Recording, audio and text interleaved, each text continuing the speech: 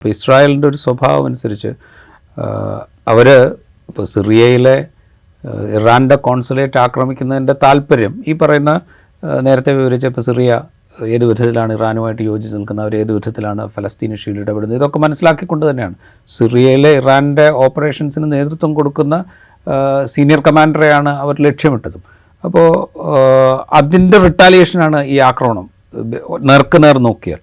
അപ്പോൾ ഇത്ര രൂക്ഷമായൊരു ആക്രമണം ഇറാനിൽ നിന്ന് ഇസ്രായേലിന് നേർക്ക് ഈ അടുത്ത കാലത്തൊന്നും ഉണ്ടായിട്ടില്ല. ഒരുപക്ഷെ ഇത് ആദ്യമായിട്ടാണ് ഇറാൻ ഇത്രയും രൂക്ഷമായൊരു ആക്രമണം നടത്തുന്നത്. ആക്രമണത്തിൻ്റെ ഫലം ഇപ്പോൾ സൂചിപ്പിച്ച പോലെ തന്നെ വലിയ തോതിലൊന്നും ഉണ്ടായിട്ടില്ല. പക്ഷേ എന്നാൽ പോലും ആ ആക്രമണത്തോട് വളരെ കോഷ്യസ് ആയിട്ടുള്ളൊരു റിയാക്ഷനാണ് ഇസ്രായേലിൻ്റെ ഭാഗത്തു നിന്നുണ്ടാവുന്നത്. ഇതിനെ അഗ്രഷനായി ചിത്രീകരിക്കുന്ന അമേരിക്ക അടക്കമുള്ള രാജ്യങ്ങൾ ഞങ്ങൾ ഇസ്രായേലിനെ പിന്തുണച്ചുകൊണ്ടേയിരിക്കും എന്ന് പറയുന്നുണ്ടെങ്കിൽ പോലും ഒരടി മുമ്പോട്ട് വെക്കുന്നതിൽ നിന്ന് ഇസ്രായേലിനെ തടയാനാണ് ശ്രമിക്കുന്നത്. എന്താണ് ഇതിൻ്റെ ഒരു ഇതിൽ അമേരിക്കയുടെ ഭാഗത്തു നിന്നുള്ള റെസ്പോൺസ് വളരെ കൺട്രോൾഡാണ്.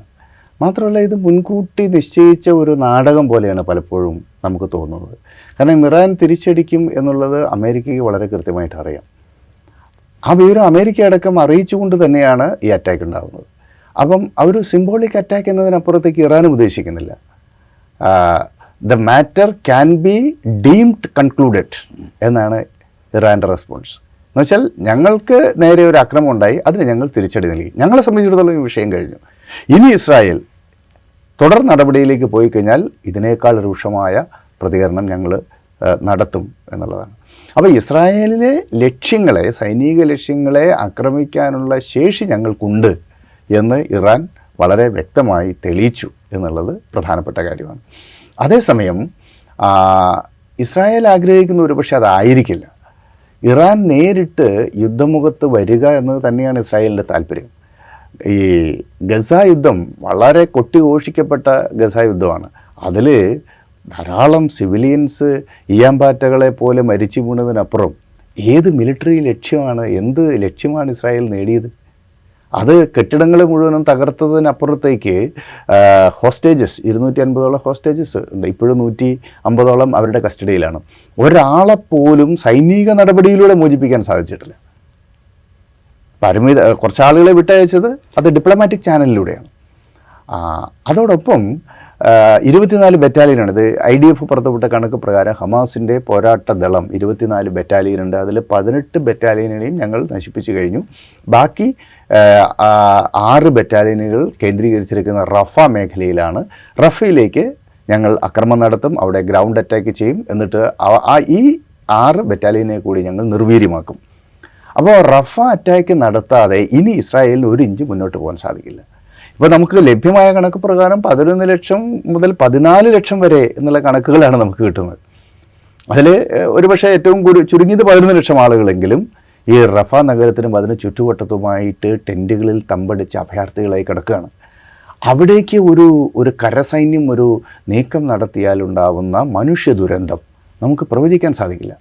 അതുകൊണ്ടാണ് ലോകരാജ്യങ്ങളെല്ലാം റഫയിലേക്ക് ഇസ്രായേൽ ഒരു സൈനിക ആക്രമണം നടത്തുന്നതിനെതിരാണ്. അമേരിക്ക യുണൈറ്റഡ് നേഷൻസിൻ്റെ സുരക്ഷാ സമിതി പ്രമേയത്തിൽ നിന്ന് അബ്സ്റ്റെയിൻ ചെയ്യാനുള്ള കാരണം പോലും അതാണ്. അമേരിക്ക ജോ ബൈഡൻ തന്നെ അത് വളരെ കൃത്യമായി സൂചിപ്പിച്ചു. ഇസ്രായേലിനെതിരായിട്ട് ഒരു എക്സിസ്റ്റൻഷ്യൽ ത്രെട്ട് ഉണ്ടായാൽ, ഇസ്രായേലിനെ ഏതെങ്കിലും രാജ്യം ആക്രമിച്ചാൽ ഇസ്രായേലിനെ ഞങ്ങൾ സംരക്ഷിക്കും. അതിനർത്ഥം നിങ്ങൾക്ക് എന്തും ചെയ്യാനുള്ള ലൈസൻസ് അല്ല എന്ന് ജോ ബൈഡൻ വളരെ കൃത്യമായി പറയുന്ന സാഹചര്യം അതാണ്.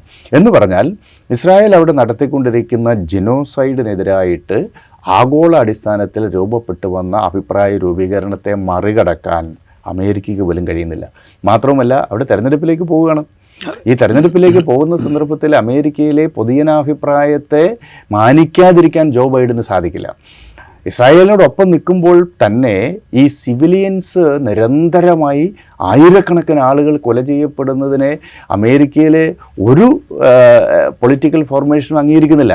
ട്രംപിനെ പോലുള്ള ആളുകളൊക്കെ എന്തെങ്കിലും പറഞ്ഞാൽ പോലും ഗ്രാസ് റൂട്ട് ലെവലിൽ അവർക്ക് അങ്ങനെ ഒരു പോളിസി ഡിസിഷൻ എടുക്കാൻ പറ്റില്ല. അത് അമേരിക്കയുടെ നിലപാടിന്, അമേരിക്ക മുന്നോട്ട് വയ്ക്കുന്ന ഒരു ഗ്ലോബൽ ഒരു ലോക പോലീസ്, ആഗോള ശക്തി, സൂപ്പർ പവർ എന്നുള്ള ഒരു സങ്കല്പത്തിന് വിരുദ്ധമാണ്. കാരണം ആ ഒരു ഇമേജ് തകർക്കാൻ അവരാഗ്രഹിക്കുന്നില്ല. ഇന്ത്യ പോലും വളരെ ശക്തമായി സൂചിപ്പിച്ച ഒരു കാര്യം, സിവിലിയൻ കാഷ്വാലിറ്റീസ് ഞങ്ങളുടെ കൺസേൺ ആണ്, അത് ഒഴിവാക്കണം എന്നുള്ള നിലപാടെടുക്കുന്നു. ഇങ്ങനെയുള്ള ഒരു സാഹചര്യത്തിൽ ഈ യുദ്ധം ഒരു സ്റ്റാൻഡ് സ്റ്റില്ലായി. ഇനി ഒരു ഇഞ്ച് അത് മുന്നോട്ട് പോകാൻ സാധിക്കില്ല. ഇനി അത് മുന്നോട്ട് പോകണമെങ്കിൽ റഫയിലേക്ക് സൈനിക നീക്കം നടത്തണം. റഫയിലേക്ക് സൈനിക നീക്കം നടത്തണമെങ്കിൽ ഇന്ന് ഇസ്രായേൽ സൈനികമായി ഒറ്റപ്പെട്ട് നിൽക്കുകയാണ്. മറ്റ് രാജ്യങ്ങളുടെ പിന്തുണ ഉണ്ടെങ്കിലും നേരിട്ട് അമേരിക്കയോ അല്ലെങ്കിൽ നാറ്റോ സഖ്യമോ ഇസ്രായേലിനെ സഹായിക്കുന്ന ഒരു സാഹചര്യമില്ല. ഇസ്രായേൽ അതിൻ്റെ യുദ്ധം സ്വന്തം നിലയ്ക്ക് നടത്തുകയാണ്. അതിനിടയ്ക്ക് അവർക്ക് ആഭ്യന്തരമായ പ്രതിസന്ധിയുണ്ട്. നെതന്യാഹുവിൻ്റെ അധികാരത്തെ ചോദ്യം ചെയ്തുകൊണ്ട് അവിടെ ജനരോഷം ശക്തിപ്പെട്ടു നിൽക്കുന്നു. ഈ പ്രക്ഷോഭം നടക്കുന്നു. അതെ, പ്രക്ഷോഭം നടക്കുന്നു. ബന്ദികളെ വിട്ടുകിട്ടാത്തതിനെതിരായിട്ട് വലിയ രീതിയിലുള്ള ജനരോഷം അവിടെ ഉയർന്നു വരുന്നു. ഇങ്ങനെയൊക്കെയുള്ള ഒരു പ്രതിസന്ധിയിൽ ഇസ്രായേൽ നിൽക്കുകയാണ്. അപ്പോഴാണ് ജോർദാനിൽ ഉണ്ടായിട്ടുള്ള അവിടെ T-22 എന്ന് പറയുന്ന അമേരിക്കയുടെ ഒരു നാവിക ഒരു സൈനിക താവളമാണ്. സൈനിക താവളം എന്നല്ല അമേരിക്ക പറയുന്നത്, അതൊരു ഈ സാധനങ്ങളൊക്കെ അങ്ങോട്ടും ഇങ്ങോട്ടും ഒക്കെ കൊണ്ടുപോകുന്ന ലോജിസ്റ്റിക് കൺട്രോൾ സെൻറ്റർ എന്നൊക്കെയാണ് അമേരിക്ക പറയുന്നത്. എന്തായാലും അവരുടെ സൈനികമായ നീക്കങ്ങൾക്ക് വേണ്ടി ഉപയോഗിക്കുന്ന ഒരു കേന്ദ്രമാണ്. അവിടേക്ക് ഹിസ്ബുള്ളയുടെ നേതൃത്വത്തിലാണ് ഒരു അറ്റാക്ക് നടന്നതെന്നാണ് കരുതുന്നത്. ഇതൊന്നും നമുക്ക് കൃത്യമായി തെളിവുകളൊന്നും ലഭ്യമാകാൻ സാധ്യതയില്ലാത്ത കാര്യങ്ങളാണല്ലോ. ഏതായാലും 3 അമേരിക്കൻ സൈനികർക്ക് ജീവൻ നഷ്ടമായി. അപ്പോൾ അതും കൂടെ കഴിഞ്ഞപ്പോഴാണ് വളരെ പെട്ടെന്ന് ഈ ഡമാസ്കസ് കോൺസുലേറ്റ് അറ്റാക്ക് ഇസ്രായേൽ നടത്തുന്നത്. അതിന് പിന്നിൽ ഉള്ള ഒരു താല്പര്യം എനിക്ക് തോന്നുന്നത് അമേരിക്കയെ കൂടി ഈ യുദ്ധമുഖത്തേക്ക് അണിനിരത്തുക.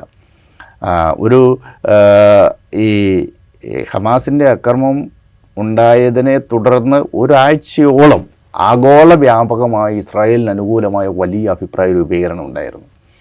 സമാനമായ രൂപത്തിൽ ഇറാനെ ഈ കോൺഫ്ലിക്റ്റിലേക്ക് ഡ്രാഗ് ചെയ്ത് കഴിഞ്ഞാൽ, ഇറാൻ ഏതെങ്കിലും തരത്തിലൊരു അറ്റാക്ക് ഉണ്ടായിക്കഴിഞ്ഞാൽ അതിനെ മറപിടിച്ചുകൊണ്ട് ഒരു അഭിപ്രായ രൂപീകരണം രൂപപ്പെടുത്താൻ സാധിക്കും. അങ്ങനെ ഒരുപക്ഷെ അമേരിക്കയുടെ സൈനികമായ ഒരു പിന്തുണയോട് കൂടി മാത്രമേ ഇനി ഇസ്രായേലിന് മുന്നോട്ട് പോകാൻ പറ്റൂ എന്നുള്ള നിലയ്ക്ക് അത് അവിടെ നിൽക്കുകയാണ്. അപ്പോൾ അതിന് ഒരു ബ്രേക്ക് ത്രൂ ഉണ്ടാക്കാനുള്ള ഒരു നീക്കമായിട്ടാണ് ഞാനിതിനെ കാണുന്നത്. എന്തായാലും പക്ഷേ അത് കുറച്ചുകൂടെ പ്രൊട്രാക്ടർ ആക്കുക, അതിൻ്റെ ഭാഗത്തേക്ക് ഇസ്രായേലിൻ്റെ പക്ഷത്തേക്ക് ഡയറക്റ്റായിട്ട് ഇൻവോൾവ് ചെയ്യുന്ന വിധത്തിൽ അമേരിക്കയോ അല്ലെങ്കിൽ മറ്റ് സഖ്യ രാജ്യങ്ങളോ ഒക്കെ ഉണ്ടാവുക. അതുവഴി ഇപ്പോൾ എന്താണോ ഗസയിൽ നേരത്തെ പ്രഖ്യാപിച്ചത്, ഇതൊരു മരുഭൂമിയാക്കും എന്ന് പ്രഖ്യാപിച്ചത്, ആ പ്രഖ്യാപന ലക്ഷ്യത്തിലേക്ക് പോവുകയും അതിനെ പിന്തുണയ്ക്കുന്ന മറ്റു രാജ്യങ്ങളെ ടാർഗറ്റ് ചെയ്യുകയും ചെയ്യുക എന്ന് പറയുന്ന ഒരു സ്ട്രാറ്റജി, അതാണോ നെതന്യാഹു? ആ രൂപത്തിലാണ് വരുന്നത്.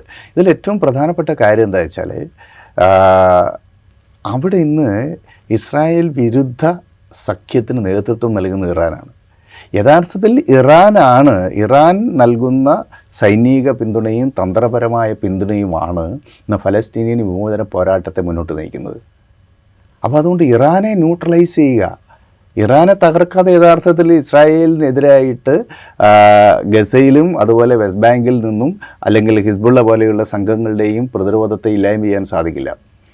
അതിൽ തുടക്കത്തിൽ ഷിയ സുന്നി സംഘർഷത്തിൻ്റെയൊക്കെ ഒരു സാഹചര്യം, ആ വിഭജനത്തെയൊക്കെ ഫലപ്രദമായി ഉപയോഗപ്പെടുത്താൻ അവർക്ക് സാധിച്ചുവെങ്കിലും ലക്ഷണമൊത്ത സുന്നി മിലീഷ്യയായിട്ടുള്ള ഹമാസും ഷിയ മിലീഷ്യയായിട്ടുള്ള ഹിസ്ബുള്ളയും പരസ്പരം സഹകരിക്കുന്ന സാഹചര്യമുണ്ടായി. മാത്രവുമല്ല ഷിയ മിലീഷ്യയാണ്, പക്ഷേ ആരബ്സാണ് അവർ, ഹുത്തികൾ. ബദ്രുദ്ദീൻ അൽ ഹൗത്തിയുടെ നേതൃത്വത്തിലുള്ള സൈന്യം ഒക്ടോബർ 15 കൂടി തന്നെ അവർ ഹമാസിന് പിന്തുണ പ്രഖ്യാപിച്ചുകൊണ്ട് ചെങ്കടലിൽ ആക്രമണം ആരംഭിച്ചു. അതൊരു ചെങ്കടൽ ക്രൈസിസായി മാറി. Red sea crisis is a reality. അവിടെ 15ഓളം കപ്പലുകൾ അവർ പല സന്ദർഭങ്ങളിൽ പിടിച്ചെടുക്കുകയും ആക്രമിക്കുകയും ചെയ്തു. ഒരു UK ഫ്ലാഗ് ചെയ്ത കപ്പൽ മുക്കിക്കളഞ്ഞു. ഇപ്പോൾ തന്നെ ഇസ്രായേലിലെ ഒരു കപ്പൽ അവരുടെ കയ്യിലാണ്. അതുകൊണ്ട് red sea is not a safe zone now. അവിടേക്ക് മാത്രമല്ല, കഴിഞ്ഞ ഫെബ്രുവരിയിൽ അമേരിക്കയും UKയും സംയുക്തമായിട്ട് ഹൂത്തികളുടെ കേന്ദ്രങ്ങളിലേക്ക് അറ്റാക്ക് നടത്തുന്ന സാഹചര്യമുണ്ടായി. എന്ന് പറഞ്ഞു കഴിഞ്ഞാൽ ഈ ചെങ്കടലിനോട് ചേർന്ന് കിടക്കുന്ന യമൻ്റെ ഭാഗങ്ങൾ ഈ ഹൂത്തി മിലീഷ്യയുടെ നിയന്ത്രണത്തിലാണ്. അവിടെ നിന്നുകൊണ്ട് അവർ ഹമാസിന് വേണ്ടി യുദ്ധം ചെയ്യുന്നു എന്നുള്ളത് ചെറിയ കാര്യമല്ല. അവർക്കും സൈനികമായ പിന്തുണയും സ്ട്രാറ്റജിയും ഒക്കെ പ്രൊവൈഡ് ചെയ്യുന്നതാരാ? ഇറാനാണ്. ഇപ്പോഴും ഹൂത്തികളുടെ കൂടെ ഒരു സഹായത്തോടു കൂടിയാണ് ഇറാനിൽ ഇസ്രായേലിൻ്റെ കപ്പൽ, ഇസ്രായേലിലെ ശതകോടീശ്വരൻ്റെ കപ്പൽ അവർ പിടിച്ചെടുത്തിട്ടുള്ളത്. അതിൽ 17 ഇന്ത്യക്കാരുണ്ട്. മലയാളികളായിട്ടുള്ള പാലക്കാട്ടുകാരൻ സുമേഷും അതുപോലെ കോഴിക്കോട്ടുകാരൻ ശബരിയും ഒക്കെ അതിൽ ജീവനക്കാരായിട്ടുണ്ട്. 3 മലയാളികളുണ്ട്. അപ്പം ഇന്ത്യ നേരിട്ട് അക്കാര്യത്തിൽ ഇറാനുമായിട്ട് ഇടപെടുകയും അവരെ സേഫായി തിരിച്ചെത്തിക്കാനുള്ള നയതന്ത്ര നീക്കങ്ങൾ നടത്തുകയും ചെയ്തുകൊണ്ടിരിക്കുകയാണ്. തീർച്ചയായിട്ടും അത് വിജയിക്കും. കാരണം ഇന്ത്യക്ക് വലിയ ക്ലൗട്ടുണ്ട് അവിടെ.